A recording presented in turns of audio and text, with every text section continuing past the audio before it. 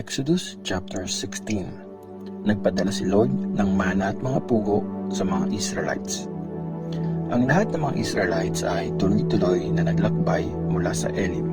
Sa ika-15 na araw ng second month after nilang umalis ng Egypt ay nakarating sila sa Sin, isang desert sa pagitan ng Elim at Sinai. Sa desert na yon, nagreklamo ang lahat ng mga Israelites kina Moses at Aaron. Sinabi nila, sana pinatay na lang kami ni Lord sa Egypt. At least doon, nakakakain kami ng karne at tinapay hanggat gusto namin. Pero, dinala nyo kami rito sa desert para mamatay sa gutom. Tapos, sinabi ni Lord kay Moses, ngayon, araw-araw ako magpapaulan ng tinapay mula sa langit para sa inyo. Dapat lumabas ng camp ang mga tao bawat araw para mag-gather ng pagkain nila sa araw na yon. Sa ganitong paraan, malalaman ko kung susunod sila sa mga utos ko o hindi. Tuwing ika-6 na araw ng bawat linggo, doble ang kukunin at ipe-prepare nilang pagkain.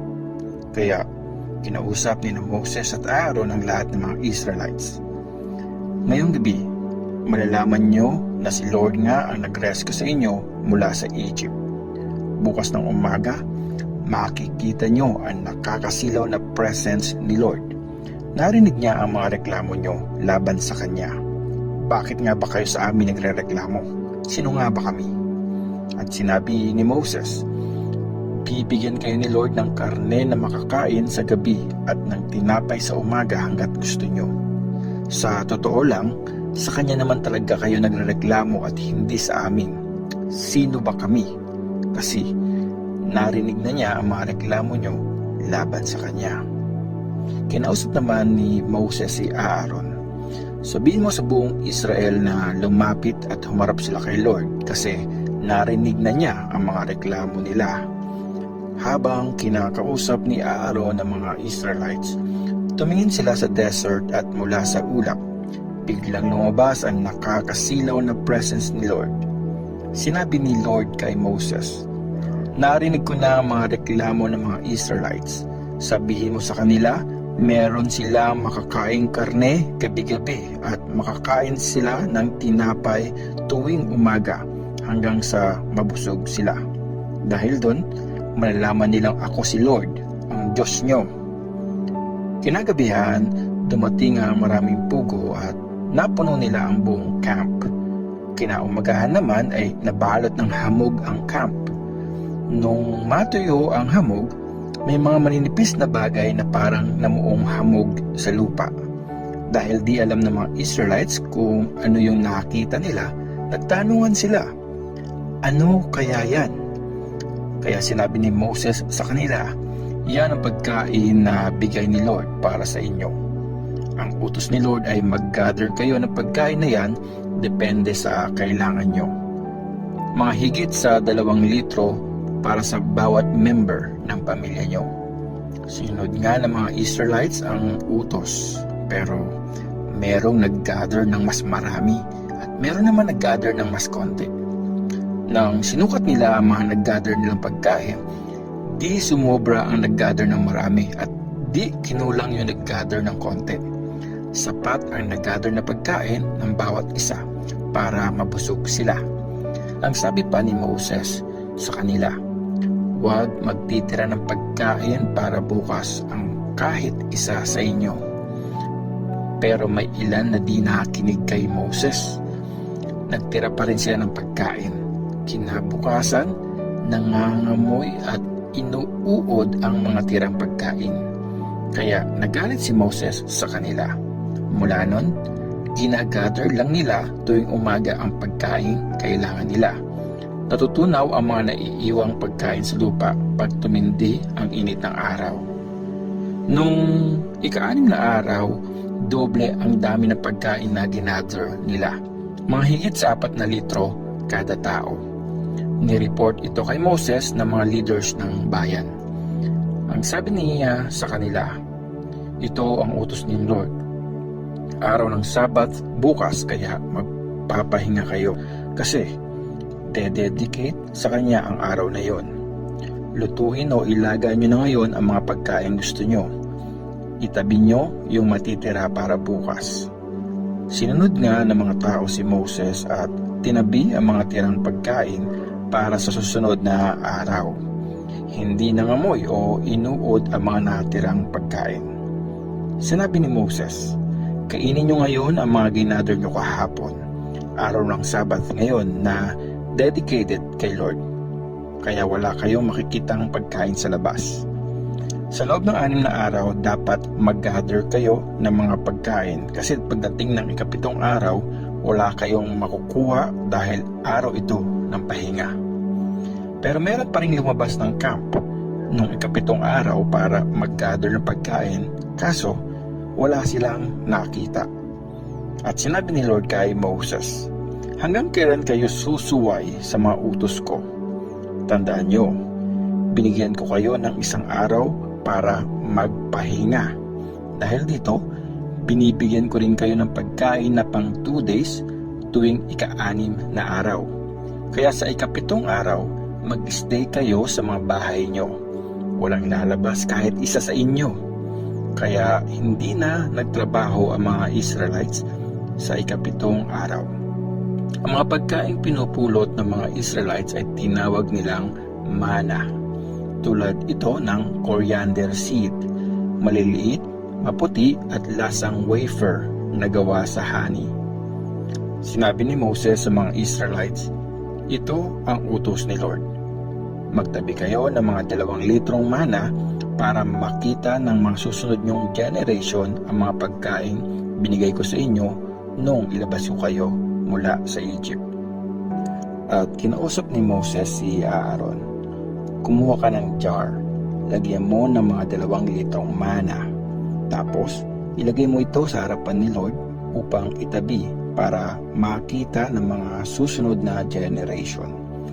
Ginawa nga ni Aaron ang inutos ni Lord kay Moses at ilagay ang jar sa harapan ng box ng kasunduan para sure na maitago ito. Kumain ang mga Israelites ng mana sa loob ng 40 na taon hanggang sa makarating sila sa Kanaan. Ang isang takal ay measurement na katumbas ng 4 na litro. Exodus chapter 17. Ang tubig mula sa bato. Mula sa desert ng Sin, naglakbay ang mga Israelites. Humihinto at nagpapatuloy pag sinasabi ni Lord. One time, nag-camp sila sa Rephidim pero wala silang mainom na tubig doon. Kaya nagreklamo sila kay Moses. Sinabi nila, bigyan nyo kami ng maiinom na tubig. Sumagot si Moses, bakit sa akin kayo nagrereklamo? Bakit nyo tinitest si Lord? Pero uhaw na talaga ang mga tao kaya nagreklamo pa sila kay Moses. Sabi nila, bakit mo kami nilabas mula sa Egypt? Gusto mo ba kaming mamatay sa uhaw, pati na mga anak namin at mga alagang hayop? Dahil dito, nagpray ng maigi si Moses kay Lord. Ano po bang gagawin ko sa mga taong ito? Konti na lang po at babatuhin na nila ako. Sumagot si Lord kay Moses, magsama ka ng ilang leaders ng Israel at mauna kayong lumakad sa mga tao. Dalhin mo ang tungkod na hinampas mo sa Nile River. Tatayo ako sa harapan nyo, sa ibabaw ng isang bato sa Mount Sinai. Hampasin mo ang batong yon gamit ang tungkod mo at dadaloy mula roon ang tubig na maiinom ng mga tao. Ginawa nga ito ni Moses sa harap ng leaders ng Israel. Tinawag ni Moses ang lugar na yon na Masa at Meriba dahil sa pagreklamo ng mga Israelites at dahil tines nila si Lord nang sabihin nilang, talaga bang kasama natin si Lord o hindi? Ang gera sa pagitan ng mga Israelites at mga Amalekites. Habang nasa Rephidim ang mga Israelites, sinalakay sila ng mga Amalekites. Kaya sinabi ni Moses kay Joshua, pumili ka ngayon ng mga lalaking lalaban sa mga Amalekites para sa atin. Bukas, tatayo ako sa tuktok ng hill hawak-hawak ang tungkod na binigay sa akin ng Diyos. Ginawa nga ni Joshua ang utos ni Moses. Nilabanan nila ang mga Amalekites habang umakyat naman sa tuktok ng hill sina Moses, Aaron at Hur. Kapag tinataas ni Moses ang mga kamay niya, nananalo ang mga Israelites. Pero pag binababa niya ang mga ito, nananalo ang mga Amalekites. Nung nangawit na si Moses, kumuha sina Aaron at Hur ng batong mauupuan niya. Habang nakatayo sila sa magkabilang side ni Moses, matatag nilang tinaas ang mga kamay niya hanggang sa mag-sunset. Ganito, lubusang tinalo nila Joshua ang mga Amalekites. Pagkatapos, sinabi ni Lord kay Moses, "Isulat mo ang tungkol sa panalo nyo para never na mahalimutan. Sabihin mo kay Joshua na buburahin ko sa mundo ang mga Amalekites hanggang sa wala nang makaalala sa kanila." Nagtayo ng altar si Moses at tinawag niya itong "Si Lord ang aking watawat." Sinabi ni Moses, "Itaas niyo ang watawat ni Lord." Forever nalalabanan ni Lord ang mga Amalekites. Exodus chapter 18. Binisita ni Jethro si Moses. Nabalitaan ni Jethro, ang biyanan ni Moses at priest sa Midian, ang lahat ng ginawa ng Diyos para kay Moses at para sa bayang Israel, at kung paano nilabas ni Lord ang mga Israelites mula sa Egypt. Si Jethro ang nag-alaga sa anak niyang si Zipporah nung iniwan ito ni Moses sa Midian kasama ang dalawa nilang anak na lalaki. Gershom ang pangalan ng panganay dahil nung pinanganak ito, sinabi ni Moses, "Isa akong foreigner sa lugar na ito." Eliezer naman ang pangalan ng pangalawa dahil nung pinanganak ito, sinabi ni Moses, "Ang Diyos ng tatay ko ang tumulong at nagligtas sa akin mula sa hari ng Egypt na gustong pumatay sa akin." Pumunta si Jethro sa desert sa may bundok ng Diyos kung saan nagka-camp si Moses. Sinama ni Jethro si Zipporah at ang dalawang anak nito. Bago pa man pumunta, nagpasabi na si Jethro kay Moses, "Darating ako diyan kasama ang asawa mo at ang dalawang mong anak na lalaki." Kaya lumabas si Moses para i-welcome sina Jethro. Lumuhod at dumapa siya sa lupa, tapos hinalikan sa pisngi ang biyanan niya. After nilang magkamustahan, pumasok sila sa tent. Kinuwento ni Moses kay Jethro ang lahat ng ginawa ni Lord sa hari ng Egypt at sa mga Egyptians para iligtas ang mga Israelites. Kinuwento rin ni Moses ang mga hirap na naranasan ng mga Israelites habang naglalakbay at kung paano sila niligtas ni Lord. Sobrang natuwa si Jethro nang malaman niya ang mga mabuting ginawa ni Lord para iligtas ang mga Israelites. Ang sabi ni Jethro, "Praise the Lord. Nirescue niya kayo mula sa kamay ng mga Egyptians at sa kamay ng hari ng Egypt. Ngayon, alam ko nang mas powerful si Lord kaysa sa mga Diyos na wino-worship ng ibang tao dahil sa ginawa niya laban sa mga Egyptians na nang api sa mga Israelites." Tapos, nagdala si Jethro ng handog na susunugin at mga handog na i-offer sa Diyos. Dumating din si Aaron at ang mga leaders ng Israel. Kasama sila ni Jethro nung kumain sa harap ng Diyos. Ang pag-appoint sa mga judges. Kinabukasan, umupo si Moses sa lugar kung saan sinisettle ang iba't ibang usapin ng mga tao. Nakapaligid sa kanya ang mga tao mula umaga hanggang gabi. Nang makita ni Jethro ang lahat ng ginagawa ni Moses, nagtanong siya, "Ano ba itong mga ginagawa mo para sa kanila?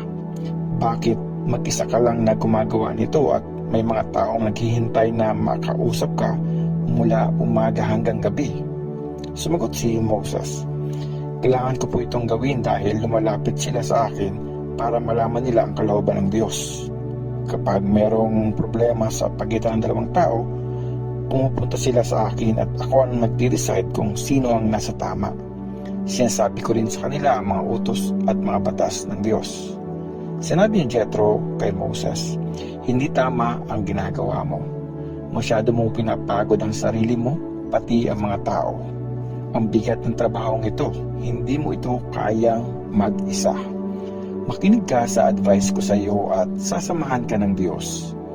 Tama namang i-represent mo ang mga tao sa harapan ng Diyos at ikaw mismo magsabi sa Kanya ng mga pinag-aawayan nila. Ikaw din ang magturo sa kanila ng mga utos ng Diyos at mag-explain kung ano ang dapat silang gawin.